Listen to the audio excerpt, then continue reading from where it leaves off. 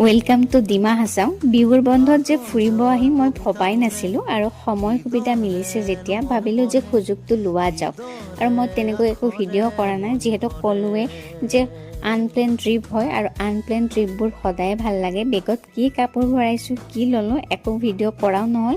আচলতে মই নিজে পাত্তা পোৱা নাই যে যোৱাৰ আগমুহূৰ্তলৈকে যাম নাযাম ভাবি থাকোঁতে আচলতে প্লেনটো হৈ গ'ল আৰু মই মানে আহিয়ে গ'লোঁ। একেবাৰে সঁচা কথা কৈছোঁ, সেইকাৰণে মই ভিডিঅ' নকৰিলোঁ। গতিকে ভাবিলোঁ পিছত যে আহিছোঁৱে যেতিয়া ভিডিঅ'টো অকণমান হ'লেও কৰা যাওক। প্ৰথমতে আহিলোঁ আমি উমৰাংচুলৈকে, ইয়াত ৱাটাৰফলটো চালোঁ। ইয়াৰ পিছত যাম আমি ডিমা হাছাও ঘূৰিম, গাঁওবোৰ চাম, সেইবোৰ বাৰু ভিডিঅ' আপোনালোকক মই জনাম। আৰু আমি এটা ঠাইলৈ গ'লে সেই ঠাইটোৰ লোকেল ঠাইবোৰ যেতিয়ালৈকে এক্সপ্ল'ৰ নকৰোঁ তেতিয়ালৈকে আমি সেই ঠাইখনৰ অৰিজিনেল যিটো মানে কাহিনী হয় সেইটো আমি নাজানো। গতিকে মইতো সদায় লোকেল বস্তু এক্সপ্ল'ৰ কৰিয়ে ভাল পাওঁ।